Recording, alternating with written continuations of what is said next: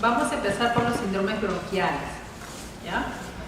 Este es un problema común de todos los días y, por ejemplo, de repente, con el poco que están acá presentes, fácil de que hay varios asmáticos, varios que tienen atopía, ¿no? Lo digo más por el grupo etario, por la edad de ustedes, porque también los problemas bronquiales podemos encontrarlos ya a edad más avanzada, ¿no?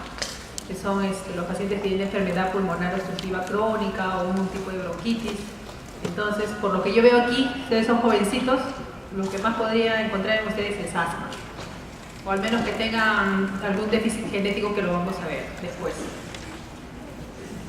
Entonces empezamos con los síndromes bronquiales. Los síndromes bronquiales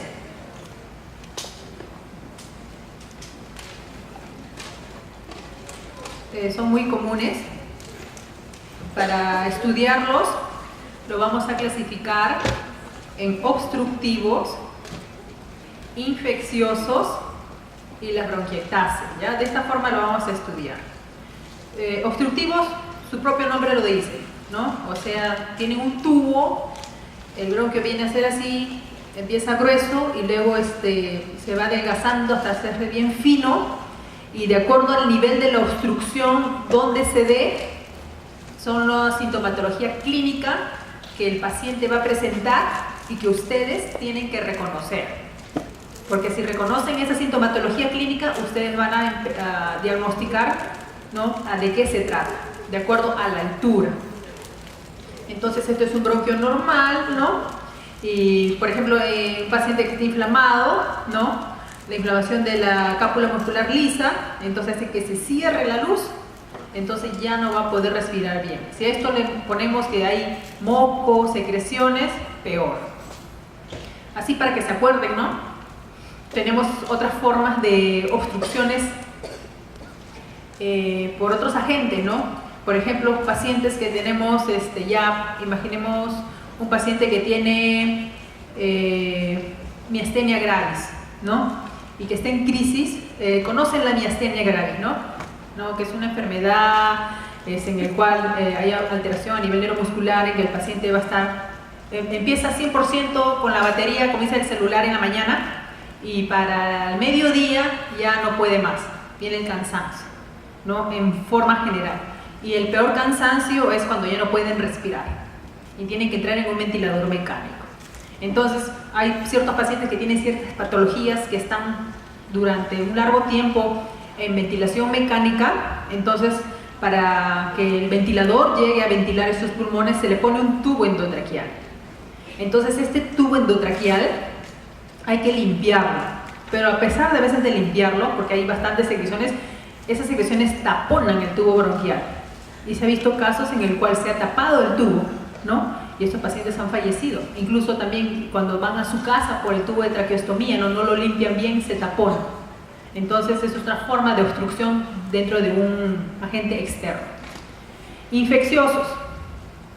En el mismo, ponemos el ejemplo de un paciente asmático, que de por sí tiene una atopía, ¿no? Entonces un desencadenante, un alergeno que empieza su carga alérgica, estornudar, qué sé yo, falta de aire, ¿no? Entonces se inflama todo esto, ¿no?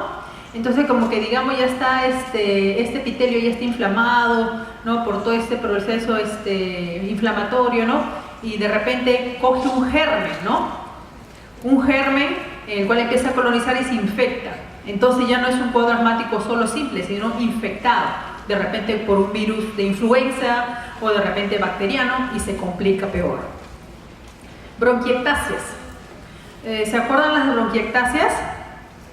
¿Se acuerdan? Patología, ¿no? Aquí está, por ejemplo, es un corte anatomopatológico del pulmón y pues vemos este sáculo, ¿no? Que vienen a hacer la destrucción del parénquima pulmonar. Generalmente esto se ve más común en pacientes que han tenido tuberculosis, ¿no? Que ha dañado el parénquima y se ven entonces tremendas, pueden ser de formas largas, saculares, ovaladas, ¿no? Diferentes tipos de bronquiectasias. Y la característica de esto, ¿qué va a ser? Como ustedes ven esta cavidad, todo esto siempre se llena de secreciones. Acuérdense que nosotros producimos secreciones, que es propio de nuestro mecanismo de defensa para eliminar, ¿no? Entonces, esto en la mañana acumule secreciones durante toda la noche y el paciente al despertar va a tener como un vómito que se llama la broncorrea. Todos los huequitos que se llenaron de flema los bota el paciente, y eso es la característica típica que ustedes van a ver a un paciente de mañana y se quedó hospitalizado con su bolsita y papel higiénico todo de flema amarilla clara, y cuando se infecta ya es verde, pero es bastante, ¿ya? Es de todas estas secreciones. Entonces, dentro de los obstructivos, entonces tenemos que el bronquio, empezamos desde la tráquea, vías respiratorias, laringe, tráquea, ¿no? Bronquio derecho, bronquio izquierdo y hasta el final, los bronquioles terminales. Donde sea el nivel de la obstrucción, entonces va a haber un aumento de la resistencia al flujo del aire, ¿no? Entonces no va a poder ingresar bien ese aire, va a haber un aumento de la resistencia, por lo tanto va a generar un sobrecargo de trabajo a la musculatura respiratoria. Por ejemplo, si se atraganta, está comiendo algo y se atraganta, tú lo puedes ver fácilmente porque se va a poner azul, rojo, no va a poder hablar, ¿no? Va a estar desesperado pidiendo ayuda, es algo más rápido de detectarlo, y vas a ver encima que su caja respiratoria no se va a mover fácilmente porque está atragantado. A menos que no le hagas un Heimlich o meterle el dedo y sacarle, no vamos a poder solucionar eso. Entonces depende del nivel de la obstrucción, que puede ser vía aérea central, en el árbol bronquial, vías aéreas más periféricas. Un niñito está jugando, ustedes saben que los niños de 2 años están en la etapa del descubrimiento, 3 años, y se meten cualquier cosa a la boca. Y ha pasado, se meten las canicas, las bolitas, y se va más fácil al bronquio derecho. Lo tapa todo el bronquio y por lo tanto, como no entra aire, ese pulmón va a colapsar, ¿no? Es otro tipo de obstrucción ahí. ¿Qué más? Debemos reconocer la clínica de la obstrucción de la vía aérea para la localización anatómica y así llegar al diagnóstico. Entonces, cuando es vía aérea central es más fácil porque lo van a ver ustedes al paciente cómo se va a poner rojo, se está atragantando. Es evidente, está dentro de una comida o algo, ¿no? Los demás, lo más bajo, ya demanda un poquito más de tiempo.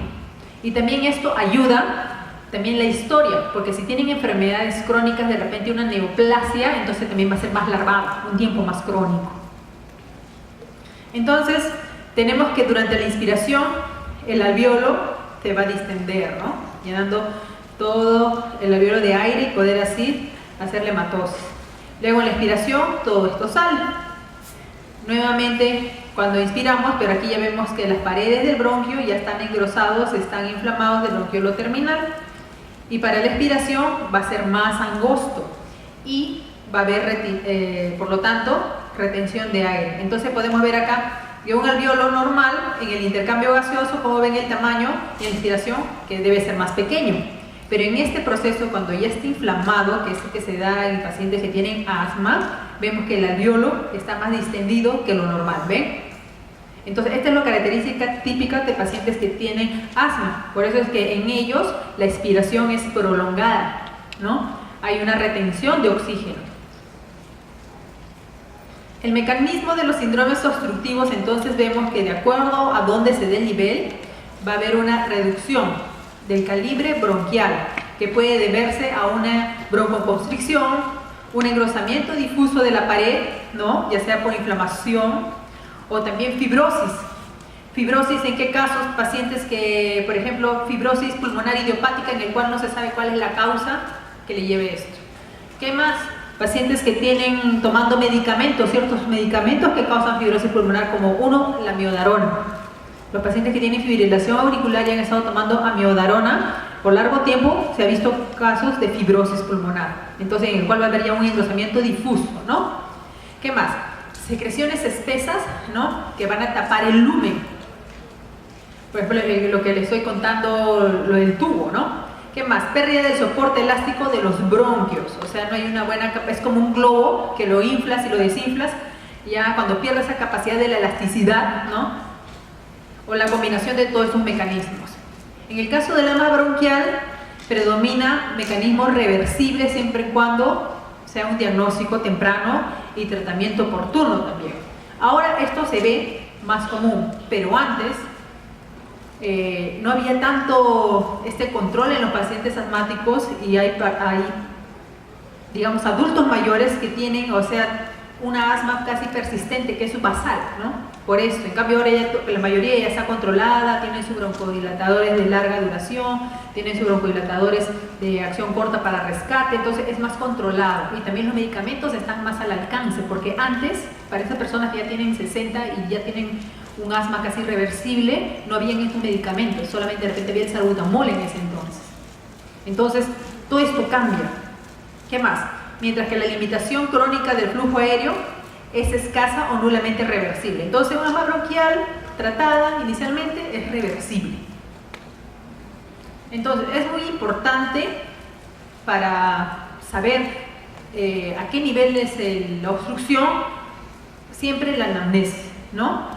Hay que preguntar qué es lo que pasó, en qué situación se encontraba, si es algo agudo, si es algo crónico, ya tenemos que ver si se relaciona con otras cosas, si había dificultad para pasar los alimentos, para pasar el alimento sólido, el alimento líquido, ¿no? O el aire, si siente que le raspa, siente frío.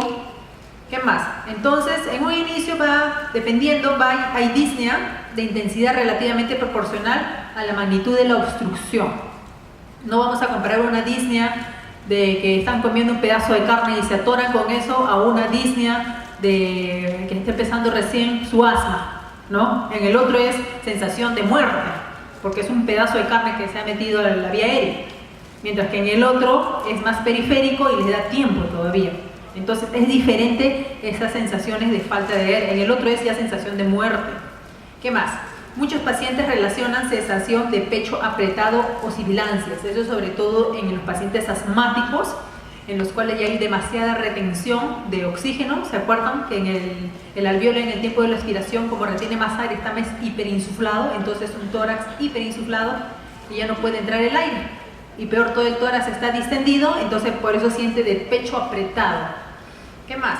Las características de cada síntoma suelen ser diferentes en cada enfermedad, o sea, de acuerdo si es un tumor benigno, no del epiglotis, por ejemplo, va a ser diferente la manifestación a otro de una enfermedad crónica.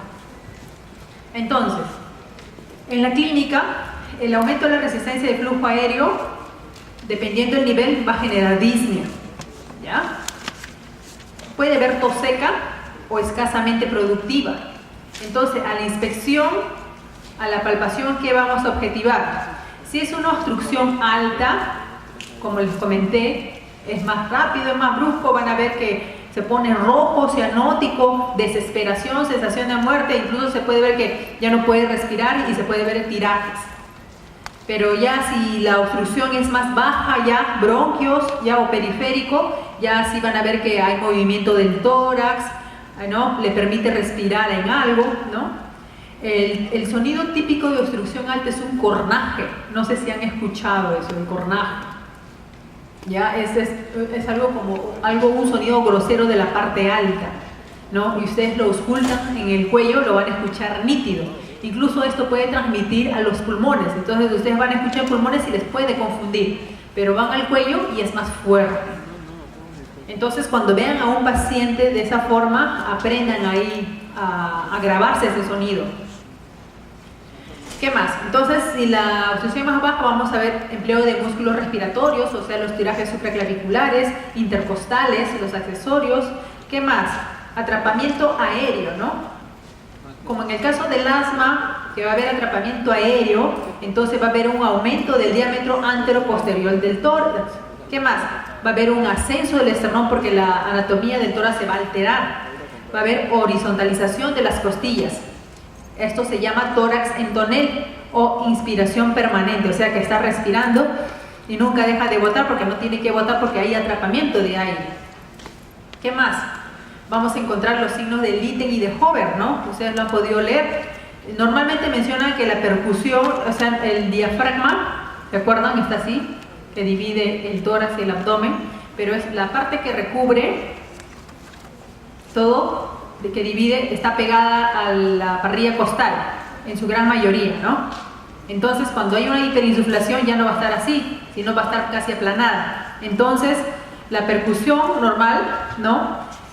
Como va a haber un aumento del volumen de aire contenido en ambos campos, va a hacer que disminuya el diafragma y por lo tanto jale. los músculos intercostales y hay un tiraje hacia el interior. Y eso viene a ser el signo de Litten y luego el signo de Hover, ¿no? Entonces, en la percusión lo que se va a objetivar es, en un inicio, lo que palpamos a niveles el diafragma, a nivel de la décima costilla, va a descender más, ¿no? Entonces, esta es una placa radiográfica en el cual vemos que los espacios intercostales, ¿cuánto era lo normal que se contaba los espacios intercostales? ¿Se acuerdan? Hasta 7, ¿no? Era lo normal. Pero acá, ¿cuánto vemos? 1, 2, 3, 4, 5, 6, 7, 8, 9, un poquito más por acá, 10. Entonces, esto no es una placa normal, es una placa que está conteniendo bastante aire. O sea, el paciente no puede botar el aire porque ese bronquio está inflamado. Entonces, eso ha provocado que las costillas estén horizontalizadas y cuenten ustedes mayor espacios intercostales. ¿Qué más? ¿Ven el diafragma? O sea, lo que normal era hasta arriba no se ve, ¿no? Está casi plano, ¿no? Y como jala a las paredes intercostales hace que se vea por fuera, ¿no? El tiraje, signo de Litten. En los niños se puede apreciar es un desbalance tóraco-abdominal. ¿Qué más? Entonces eso es lo normal, ¿no? El diafragma, que en su mayoría es pegado así a la pared torácica y la cúpula es poco, ¿no? La que hace la separación y que lo normalmente se palpa hasta la décima costilla, pero cuando hay una hiperinsuflación baja hasta la 12ª, ¿no? Entonces, en la auscultación, ¿qué vamos a encontrar en la auscultación? Cuando es de bronquiolos terminales, vamos a encontrar sibilancias. Hay que distinguirlos si son inspiratorias y expiratorias, los roncos, ¿no? También tenemos que ver la característica del paciente, porque eso te va a ayudar, porque un paciente con enfermedad pulmonar obstructiva crónica también te va a tener sibilancias y no vas a decir, ese es asmático, ese paciente es asmático. Entonces, si no le sacas la anamnesis, vas a equivocarte al decir que es asmático. Entonces, ustedes tienen que aprender a diferenciar si ese señor de 50 años es asmático o es una enfermedad pulmonar obstructiva crónica, porque vas a escuchar igual sibilantes, vas a encontrar taquipneico con desaturación. ¿Qué más? Entonces hay que aprender a diferenciar, esto nos va a ayudar a la anamnesis, ¿no? Para ver de quién estamos hablando. Entonces, de acuerdo al nivel de obstrucción, si es alta, ¿no? La laringe, en el cual es más objetivo, no sé quién de ustedes nunca se ha atorado, levante la mano que nunca en su vida se ha atorado. Creo que no hay poco, ¿no? La mayoría se ha atorado siempre, qué sé yo, con una gotita de agua que se pasó mal o cualquier cosa y ahí mismo no es el mecanismo reflejo que han tenido una tos inmediata, se les ha enrojecido los ojos, ya. Entonces, cuando hay una obstrucción más severa, entonces uno va a cambiar de color, rojo, cianótico, ¿no? Sensación de que te estás muriendo y te pides ayuda, ¿no? Entonces es diferente. A menos que sea un tumor que va creciendo a ese nivel y ya va a dar otro tipo de sintomatología. Entonces, generalmente estos pacientes van a presentar asfixia, va a haber tiraje, una imposibilidad de hablar porque obviamente está tapado. ¿Cómo vas a hablar si está tapado? Poca expansión pulmonar y ya el sonido que se les encuentra pues el tipo ronco cornaje. Luego, cuando la obstrucción es a nivel de la vía aérea central, o sea, estamos hablando de tráquea endotorácica, va a haber disnea, falta de aire porque pasa ya el aire, poca hiperinsuflación, también vamos a encontrar tirajes, vamos a encontrar sibilantes inspiratorios y expiratorios, buena auscultación sobre la tráquea y el cuello. Esto hace la diferencia, porque en la vía aérea central hay una buena auscultación sobre la tráquea y el cuello, o sea, está pasando, ¿no? Mientras que en la alta no pasa. Y si pasa, o sea, el sonido es grueso, es diferente. Entonces tiene que ocultar también en el cuello, ¿ya? En la vía aérea periférica, ya más fina, disnea también vamos a encontrar, el tiraje, la hiperinsuflación, ¿no? Roncos y sibilancia. Entonces, parecido, ¿no? Por ejemplo, esto es una señora con un tumor, ¿no? Aquí en la tiroides. Y otros casos que podemos tener que nos afecten la tráquea endotorácica, ¿no? A veces los bocios sumergidos, ¿no? El bocio sumergido puede causar también esto. Aquí, entre los signos que vamos a encontrar para diferenciar entre una obstrucción laringea, un acceso de asma bronquial y un enfisema pulmonar. Por ejemplo, en una obstrucción laringea, como es alto, es rápido, ¿qué vamos a encontrar ahí mismo? Una asfixia, ¿no? Asfixia que se encuentra el paciente, que es disminuido en el asma y en el enfisema pulmonar. Esto es más que todo clínico, o sea, no es algo, no es cuantitativo, es algo cualitativo, es de acuerdo. Por ejemplo, yo puedo ver que para mí ella, con una obstrucción, con un pedazo de cama, está que se ahoga, ¿no? Y yo le puedo poner, imaginamos, 3 cruces, pero de repente la doctora aquí lo objetiva diferente. No, para mí es 2 cruces, es algo, depende de quien lo ve, ¿ya? Solamente es para que nos guíe, nada más, la diferencia. ¿Qué más? La disnea, ¿no? La mencionan en el asma bronquial, también el enfisema pulmonar, luego la tos, que es refleja, ¿no? La expectoración, que vamos a encontrar en los pacientes con enfisema pulmonar, la utilización de los músculos accesorios, que es más evidente en la obstrucción laringea, luego los tirajes van a estar presentes en los 3, pero más en la obstrucción laringea, la hiperinsuflación, que es obvio, como lo has tapado arriba, no vas a ver nada, pero más abajo, por ejemplo, y en enfisema vas a encontrar más, ¿no? Hiperinsuflación. ¿Qué más? Los signos de Litten y Hover, más en enfisema pulmonar, y la sibilancia, ¿no? Que es típico en asma bronquial.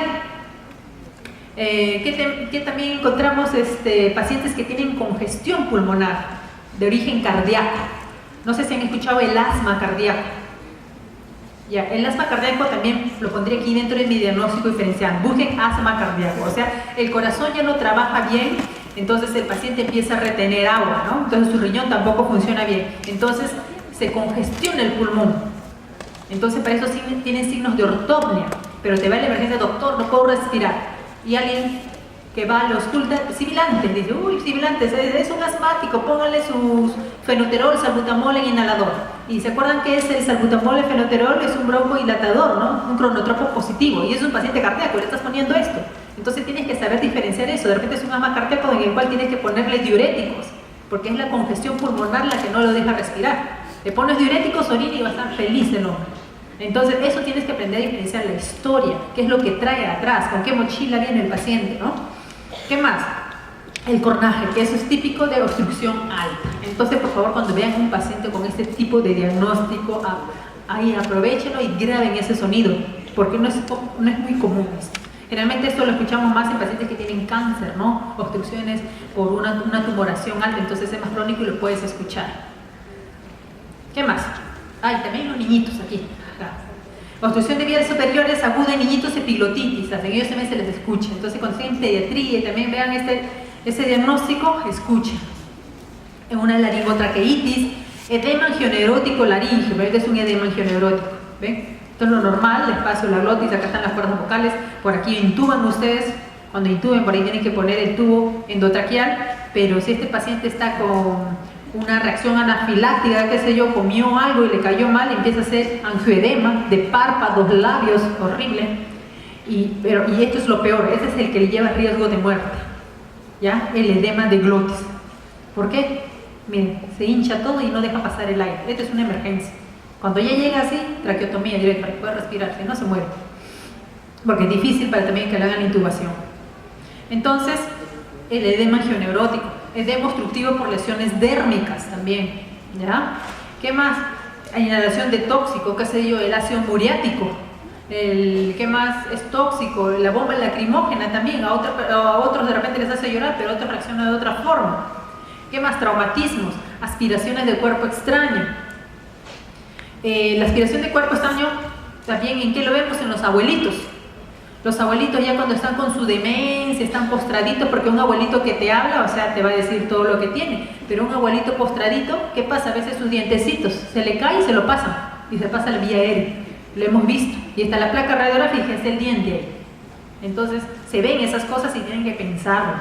¿Qué más? Crónicos, ya, este es algo de tiempo más, de más tiempo, ¿no? Cáncer, lesiones cicatriciales, por ejemplo, una tuberculosis, ¿no? Tuberculosis aquí, a este nivel, entonces va a quedar una cicatriz, ¿no?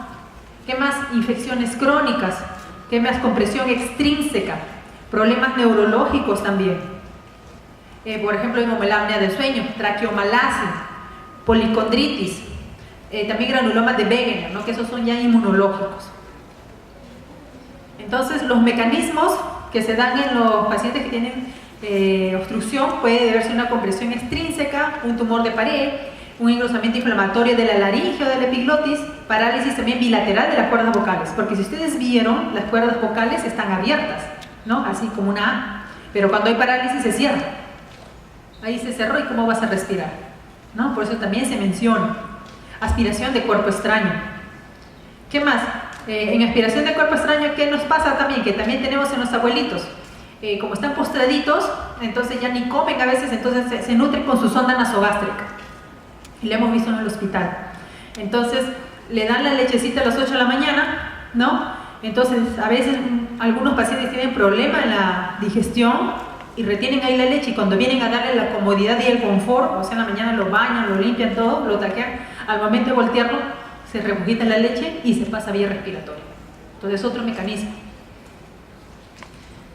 ¿Qué más? Entonces en la anamnesis hay que sacarle todos los datos, ¿no? Y lo que vamos a ver también es disnea. Y el examen físico va a haber tiraje y cornaje en la obstrucción de vías aéreas superiores, ¿no? Entonces de acá es una fotito en el cual hay tiraje intercostal, supraclavicular, hay poca expansibilidad, ¿no? Del tórax. ¿Qué más? En la radiografía de tórax, como la obstrucción es alta, va a ser normal, ¿no? ¿Qué más? Estudios funcionales. El estudio funcional lo vamos a hacer mediante un aparato que se llama el espirómetro. Esta espirometría, ¿qué me va a indicar, no? Que va a haber un patrón de tipo obstructivo. En la espirometría tenemos patrones obstructivos y restrictivos. Y puede ser mixto, puede tener de los dos. Aquí, obviamente, que su propio nombre lo dice, va a ser obstructivo, ¿no? ¿Qué más? En la análisis de gases arteriales, ¿no? Puede haber también hipoxia, ¿no? Puede retener también CO2, pero dependiendo de casos ya más avanzados. Entonces, esta es una curva, ¿no? De una espirometría en el cual vemos el tiempo, el volumen, ¿no? Cuando respira y baja, y esto es lo normal. Entonces, ahora vemos obstrucción de bronquios. Aquí ya entramos a hablar del asma bronquial, ¿no? El asma bronquial, que es una enfermedad bien común, tiene bastante prevalencia, ¿no? En el cual va a haber una inflamación, ¿no? De las vías aéreas, ¿no? Y esto se va a hacer crónico si es que no hay un buen tratamiento, o mejor dicho, en sí el tratamiento hay y es bueno. ¿Cuál es el problema? Adherencia, que el paciente no sea educado y siga toda su medicación. ¿Qué otro problema también puede ser? Factor económico, que no tenga medios para pagar los broncodilatadores. ¿Qué más? La dieta, estilos. Entonces, depende de varios factores. ¿Qué más? En el cual esta inflamación de los bronquios, de la capa muscular lisa, va a haber infiltración de esta capa muscular lisa por células inflamatorias como eosinófilos, mastocitos, linfocitos D, y todo esto va a llevar al complejo de hiperreactividad bronquial. Clínicamente, ¿cómo lo van a ver? Si es que ustedes son asmáticos, ustedes mismos se han reconocido que les falta el aire y eso se llama disnea. Va a haber los sibilantes porque dicen me silba el pecho, ¿no? Va a haber secreciones, van a tener tos, va a haber expectoración. ¿Qué más? Sensación de opresión en el pecho, y esa sensación es cuando están reteniendo ya demasiado aire, ¿no? Cuando de más tiempo lo has dejado tu asma. ¿Qué más? Hay que ver diagnóstico por antecedentes, ¿no? Si es que te llega el paciente a la emergencia y le pregunta dentro de antecedentes, ¿sufre de asma? Sí, ya es fácil cantar, entonces por asma, pero si no sabe, entonces ahí tenemos que hacer el estudio, ¿no? Con qué frecuencia siente esto, si le despierta por las noches o no, entonces tenemos que historiarlo más de acuerdo a las características del asma. ¿Qué más? El asma le hacemos la prueba con broncodilatador, y entonces hay una respuesta positiva, entonces con eso confirmamos. Entonces acá te dice, ¿no? Por eso se pone que tenga una respuesta significativa broncodilatador, estamos hablando de asma bronquial. ¿Qué más? Un asma grave. ¿Asma grave quién? Que no tiene adherencia al tratamiento, que no tenga medios económicos de repente para comprar sus broncodilatadores, N cosas, no lo sé. Un asma grave. Ahora, actualmente, de esa forma llegamos a esta asma grave, porque actualmente con tantas cosas que se tienen, medios de información, ya la mayoría trata su asma y es controlada, pero sí hay casos graves, entonces en el cual ya es una hiperactividad ya crónica, ¿no? O sea, ¿qué más? Donde hay una disnea del reposo, ya, o sea, esta es más grave, el paciente puede morirse. Ya estos entran a la unidad de cuidados intensivos. ¿Por qué? Porque allá hay tanta retención de aire en el pulmón, Prácticamente es un tórax en tonel por todo el aire retenido, donde ya no puede ni hablar, no puede articular palabras, va a ser taquicárdico, taquimeico, pulso paradojal que empobrece, ¿no?, su pronóstico, ¿no?, el flujo máximo menor de 100. ¿Qué más? Va a haber sibilancias y uso de musculatura accesoria. ¿Qué más? Simplemente del asma grave, como le digo, es poco, pero se da. Y cuando el paciente entra, tiene asma grave, entra a la unidad de cuidados intensivos, ¿no? Y algunos mueren. No sé si ustedes vieron, hay una actriz que me llamó a mí la atención, porque esta actriz, de al fondo hay sitio, y la actriz, no sé, la que es ahí, la que es rica, su hermano gemelo o gemellizo murió de esto. O sea, a mí me llamó la atención, o sea, ¿por qué? O sea, imagínense, o sea, es joven, y morir de un asma así fatal. Entonces, ya. Ahora hablamos de la otra entidad, enfermedad pulmonar obstructiva crónica, ¿no? Ya esto tiene otro tipo de cortejo, o sea, otra historia, ¿no?, en el cual nos va a ayudar a diferenciarlos. En este caso, es una obstrucción crónica del flujo de aire y es en forma progresiva e irreversible. O sea, esto sí, no hay vuelta atrás para los fumadores, porque en esto acaban todos los fumadores, ya saben, ¿ya? En cambio, en asma no, asma se detecta, te tratas, te controlas y vas bien, pero aquí no, esto es irreversible, ¿ya? Porque va a llevar a una bronquitis crónica, o sea, un tosedor crónico, o enfisema pulmonar. ¿Qué es enfisema? O sea, es alveolo pulmonar, que normalmente es así, se rompe la pared y se une con otros alveolitos y estos alveolos al final se hace uno más gigante. Ese es el enfisema. Tenemos la bronquitis crónica, que viene a ser tos, ¿no? Una tos crónica que tiene el paciente con expectoración durante 3 meses consecutivos, ¿no? En el año, durante 2 años consecutivos, sin causa aparente. O sea, tengo tos, para tosiendo, o sea, y sus exámenes, hemograma normal, de la nada apareció, o sea, no, una tos crónica. ¿Qué más? Enfisema pulmonar. Ella es un agrandamiento anormal y permanente de los espacios aéreos distales a nivel del bronquiolo terminal por destrucción de sus paredes. Es como el panal de abejas, tiene sus tabiques que lo unen, ¿no? Córtenle los tabiques, destruyen los tabiques y va a quedar un hueco grande. Eso ya es, ese es tu alveolo que está destruido. ¿Cuáles son las causas? El tabaco. ¿Qué más? El déficit de alfa-1 antitricina, pero eso es desde la niñez, ¿no? Entonces, niñez, los pediatras, ¿no? Ahí que van a ver estos niños y también es poco común. Nosotros lo que vamos a hacer es tabaquismo. Entonces, paciente que ha estado fumando, enfermedad pulmonar obstructiva crónica. ¿Quién más? De repente, pacientes que han tenido exposición a polvos. Por ejemplo, las señoras de la sierra que cocinan con leña. Eso también los lleva a eso. Entonces acá tenemos una foto típica, entonces el paciente te va a decir, tú lo vas a escuchar con sibilancias, ¿no? Señor, ¿usted es fumador? Sí, entonces vas a saber que es por un tabaquismo crónico. ¿Qué más? Como es ya, estos son los alveolos, o sea, como le dije, el panal de abejas, lo normal, pero con enfisema se destruyen estos tabiques y va a ser una cavidad más grande. Y aparte que va a estar negro. No sé si ustedes se acuerdan en patología, cuando vieron un pulmón rosadito y un pulmón negro. No sé si habrán visto en patología. Ya, bueno, pero en patología, o sea, debe haber el tejido del parénquima pulmonar rosado de un bebé y el parénquima de un fumador. El pulmón es negro, porque todo esto, el pulmón es una malla que filtra todo, pero no tiene cómo botar. Entonces, por eso es que el pulmón de los mineros de carbón también es negro.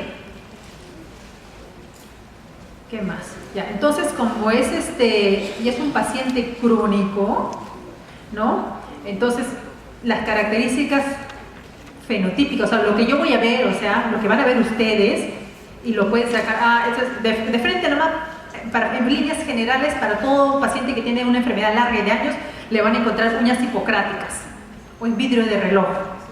Por ejemplo, yo veo un cirrótico, te va a tener estas uñas. ¿Ya? También porque tiene una enfermedad crónica. ¿Qué más? Pero en estos pacientes, en el que tiene enfisema pulmonar, van a estar adelgazados, ¿no? ¿Qué más? Ahí también van a tener tiraje porque dificulta respirar. Porque como todo el alveolo es grande, ya no hay la pared. Estas paredes son las que hacen a nivel el intercambio gaseoso. Imagínense, eso está destruido. Entonces respira, pero no hay dónde hacer el intercambio gaseoso. Entonces está más taquipneico, respira más, ¿no? Luce adelgazado. Entonces es un hábito asténico, va a bajar peso porque esto de acá lo lleva a un estado hiperdinámico en el cual el paciente, su consumo normal, sus kilocalorías, de repente que él necesitaba 2000, va a necesitar que 4000 por el hecho del trabajo respiratorio, el esfuerzo respiratorio que le cuesta. ¿Qué más? Uso de musculatura accesoria, va a estar taquipneico, con inspiración también prolongada, va a haber una inclinación anterior en la posición de sentado. Ellos sienten así, sienten mayor alivio, sienten que pueden respirar mejor y le puedes encontrar en esa posición. Digamos, sería como una posición tipo antálgica, pero en este caso una posición que les ayuda a respirar mejor. Va a encontrar una irritación yugular, pero esto ya, como es crónico a larga data, ya tiene un cor pulmonar, o sea, ya falla el corazón, ya va a tener irritación yugular. Es otro signo que lo vas a encontrar, y obviamente con un paciente asmático no lo vas a encontrar, para diferenciarlo. ¿Qué más? El famoso tórax centonel, en el cual vas a ver la rectificación de las costillas y los tirajes intercostales inferiores. Entonces, aquí para hacer la diferencia entre un enfisematoso, como el de acá, y un paciente de bronquitis crónica, ¿no? El de bronquitis crónica es gordito, ¿ya? Mientras que en el enfisematoso es más delgado, ¿ya? ¿Qué más? En la disnea, ¿qué vamos a encontrar? Es el síntoma predominante en el enfisema. Como ya tiene todos los alvéolos pulmonares destruidos, los tabiques, le falta el aire, no tiene con qué hacer el intercambio gaseoso. Pero en la bronquitis crónica, la disnea es al final ya, tardía o intermitente. Tos, va a estar escasa o ausente en el enfisema, ¿no? Pero en la bronquitis crónica va a ser el síntoma predominante. ¿Qué más? Expectoración, escasa en enfisema y abundante en bronquitis crónica. Sibilancias, en el enfisema lo puedes encontrar en ocasiones, pero en la bronquitis es frecuente. Luego, el lábido constitucional está delgado en el enfisematoso, está flaco, mientras que en la bronquitis puede estar normal o puede estar gordito. El tórax del enfisematoso es el famoso tórax entonel. Luego, la resonancia torácica va a estar aumentada en el enfisematoso. Los ríos respiratorios van a estar disminuidos, mientras que en el paciente con bronquitis va a estar normal. ¿Qué más? Roncos de sibilancias, va a ser común en la bronquitis crónica. Luego el diafragma, como es un tórax entonel, va a estar aplanado. ¿Qué más? La cianosis, en enfisema casi ausente y en la bronquitis presente. La radiografía de tórax, vas a encontrar un diámetro anteroposterior aumentado en el enfisema. La transparencia va a estar aumentada, mientras que la bronquitis va a estar disminuida. La silueta cardíaca puede estar pequeña en un inicio, y en la otra puede estar normal la grande. ¿Por qué digo pequeña? Porque a la larga, cuando ya se compromiso pulmonar, un col pulmonar, ya va a crecer ese corazón.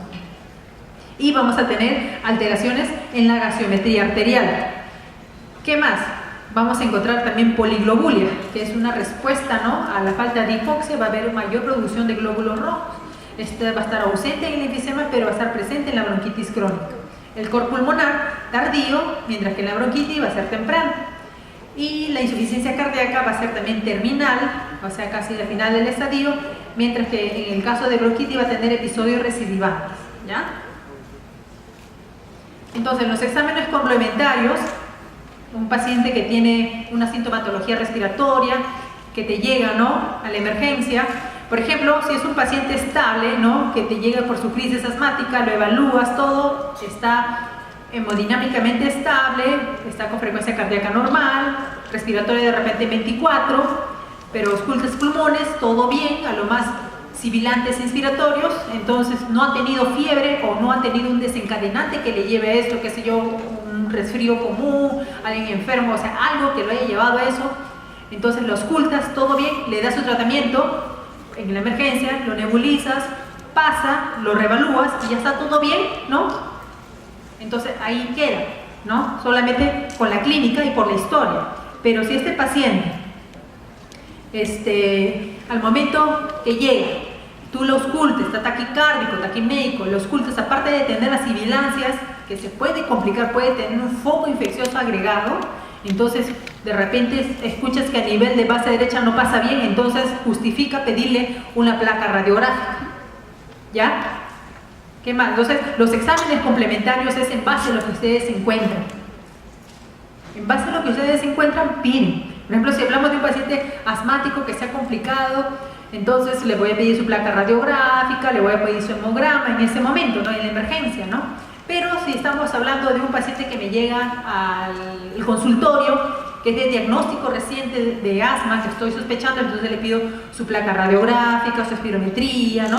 Curva volumen, ya, tomografía pulmonar en otros casos, ya. Entonces, los exámenes de ayuda diagnóstica es de acuerdo a lo que ustedes están objetivando. Diagnóstico reciente o ya tiene diagnóstico, si es control, en base a eso. No es que a toditito le pido tomografía, espirometría, no, es de acuerdo a lo que encuentro, ¿ya? Si es diagnóstico reciente, el estudio basal, cómo está empezando todos los exámenes que se le piden, ¿ya? Pero si es de control, ya es solamente el examen clínico, ¿ya? ¿Qué más? Tenemos los síndromes infecciosos, que estos también van a hacer inflamación a nivel bronquial y va a ser un tipo de obstrucción. ¿En qué casos? Por ejemplo, tenemos la traqueobronquitis aguda, la infección nasofaringea, bronquial, bronquiolar, el parenquima pulmonar. Es más frecuente en invierno. ¿Y en qué? ¿Quiénes son los grupos susceptibles? Niños y adultos. Adultos, vean, niños y adultos, pero niños y ancianos son los grupos susceptibles y también inmunocomprometidos. Entonces, en los que son inmunocomprometidos y en los ancianos, está recomendado la vacunación. Entonces, para evitar que se infecten, qué sé yo, vacuna, influenza, ¿qué más? Para el neumococo. Entonces, hay que prevenir, sobre todo porque ellos se enferman más. ¿Qué más? Lo más común en invierno viral, el virus sincicial respiratorio, la parainfluenza, influenza, coronavirus, rinovirus, adenovirus, herpes simple. También tenemos micoplasma, clamidia, Haemophilus influenza, Streptococcus pneumoniae, Morisella catarrhali, dentro de toda la variedad de gérmenes que tenemos. La clínica puede ir precedida, cuando es viral, de una rinitis, estornudos, mocos, rinorrea cristalina, ojo lloroso, hasta puedes tener conjuntivitis, ¿no? Faringitis, dolor. ¿Qué más? Puede haber tos seca, esputo, fiebre, sudoración, decaimiento, dolor torácico por la tos, ¿no? ¿Qué más? Inflamación de la mucosa nasal y faringia, y en el tórax puede haber sibilancia, ¿no? Cuando ha bajado más la infección. Entonces, ¿qué es lo que pasa? Que muchas de estas infecciones son virales que solamente su paracetamol horario, o sea, tratamiento sintomático, me duele, paracetamol horario. ¿Qué más? Estoy con la nariz que me chorrea, antihistamínicos. ¿Qué más? Incluso hay el antihistamínico, ¿no? Con los vasoconstrictores, la pseudoefedrina, que ya no se usa mucho por el efecto de arritmias que da, y ya es solamente con indicación médica, ¿no? Pero al menos yo soy rinítica, ¿no? Y para mí es perfecto porque te seca ahí mismo las fosas nasales, ¿no? Entonces, pero hay que tener cuidado a quién se lo vas a dar. No se los vas a dar a un paciente que tiene una fibrilación auricular. Entonces, el tratamiento sintomático que vas a dar, tienes que ver a quién se lo vas a dar. Entonces, y muchos pacientes, que es algo común que tenemos en la clínica, ¿no? Que, por favor, doctor, póngame una ampolla que me corte todo. Los pacientes creen que con una ampolla se le va a curar, y es un proceso viral que va a seguir su historia natural de la enfermedad, que mínimo son 7 días a 10 días, dependiendo. Y ellos creen que con la ampolla se les va a curar y no van a tener las molestias, que desgraciadamente son unas molestias que no te dejan trabajar. Entonces, hay que educarlos a estos pacientes, ¿no? La mayoría quiere que le den su antibiótico, su ampolla, van a mejorar. Ahí tenemos casos, ¿no? Que no está indicado, pero van a ver y lo van a objetivar. Espero que ya sean menos, que le pone su diclofenaco para el dolor, o su metamizol y su Dexacort, la clásica Dexacort, dexametasona, corticoides. No usen corticoides. Los corticoides no están indicados en un resfrío común, ¿ya? O sea, error que se ve y se ve bastante. Le ponen corticoides.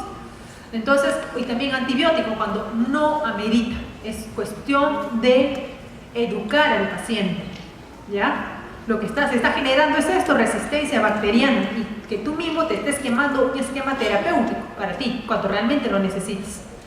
¿Qué más? Entonces, viral, ¿no? Inflamación, el paciente, señor, abra la boca. Siempre, por favor, ustedes, protección cuando vayan al hospital. Igual, el mandil, se lo ponen dentro del hospital y se lo sacan. No van a estar andando por la calle con el mandil. Se van a poner su mascarilla, ¿ya? Sus lentes también, depende. A veces, cuando el paciente te tose en la cara, entonces se ponen su mascarilla. ¿Por qué? Porque te puedes contagiar. Entonces le vas a decir al paciente que abra la boca y vas a encontrar toda la orofaringe eritematosa, la garganta, las amígdalas incluso hipertrofiadas por todo este proceso infeccioso, ¿no? Puedes encontrar incluso placas blanquecinas en las amígdalas ya cuando ya tienen infección bacteriana, que ahí sí amerita que le des su antibiótico, ¿ya? Entonces, de acuerdo a lo que vas a encontrar. Entonces, también tenemos una bronquitis crónica, ¿no? Reagudizada, ¿no? Con infección, en que va a haber disnea, va a haber tos, coloración del cambio de esputo, va a haber aumento de la obstrucción de las vías aéreas también y fiebre. Puede ser viral, que ahí nomás se quede y se acabe, pero se puede complicar y se puede sobreagregar una infección bacteriana en el cual ya tienes que tratar, ¿no? Con antibióticos. Causas no infecciosas que además te pueden llevar a esto: insuficiencia cardíaca izquierda, lo que le decía a veces ¿cómo se llama? Un asma cardíaca. ¿Qué más? Embolia pulmonar, un tromboembolismo, medicamentos también, los beta bloqueadores, sedantes, irritantes aspirados o inhalados. Irritantes como cuáles, he visto bastantes causas de asma, como el reflujo gastroesofágico. En pacientes jóvenes que el asma, que algo le pasa, que hay mucho tos, que no sé qué, hay reflujo, el alimento, la acidez pasa a la vía respiratoria y empieza a toser. Entonces estos pacientes tienen mucha sintomatología respiratoria y van directamente al neumólogo cuando su problema es gástrico. Entonces ahí en estos casos. ¿Qué más? Reagudización. En los casos de reagudización hay aumento de la obstrucción de flujo aéreo, hay alteración de la gasometría y trastornos sensoriales. Este es un paciente que ya de base tiene una enfermedad crónica pulmonar, que ya tiene toda la sintomatología como tal, que ellos su basal de repente es 24 respiraciones, 26, hasta pueden requerir oxígeno, ¿no? Y si a esto le pones una infección, lo tumbas. Entonces viene retención de CO2, encefalopatía por CO2, por eso dice trastorno del sensorio, alteraciones de la gasometría. Entonces estos pacientes está indicado vacunarlos, porque ellos son susceptibles. Bronquiectasis, ya es el otro, ¿no? Que son las cavidades oculares, ¿no? Que generalmente lo vamos a encontrar más en pacientes con tuberculosis, que vienen a ser dilataciones anormales y permanentes del árbol bronquial, producida por una alteración irreversible de los componentes elásticos y musculares de la pared.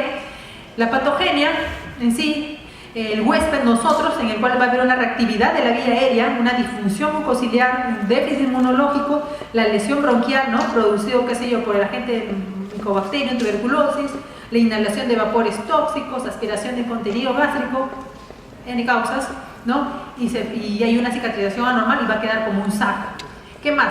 Se va a caracterizar por tos y expectoración purulenta, ¿no? Cuando está infectada. Y todos los días, lo que llamamos la broncorrea. Ni bien amanece, tose, de repente será un vaso. No les miento, es bastante, es como un vómito, pero es una tos de vías respiratorias de todas las secreciones que tiene el paciente. Miren, así. Aquí es bastante, esto es poco, es bastante. Y lo ves así, el paciente con su bolsito y su papel higiénico. ¿Qué más? Puede cursar con hemoptisis, como vieron que es una cavidad y entonces se rompe el vasito, ¿no? Pueden hacer hemoptisis el 50% de casos, complicarse con bronconeumonía a repetición. Entonces, como es un epitelio dañado, ya no está normal, es susceptible también a infecciones, entonces también paciente candidato para vacunación. Entonces aquí vemos una señora que está con broncorrea, ¿no? Y acá vemos las cavidades, ¿no? De las bronquiectasis.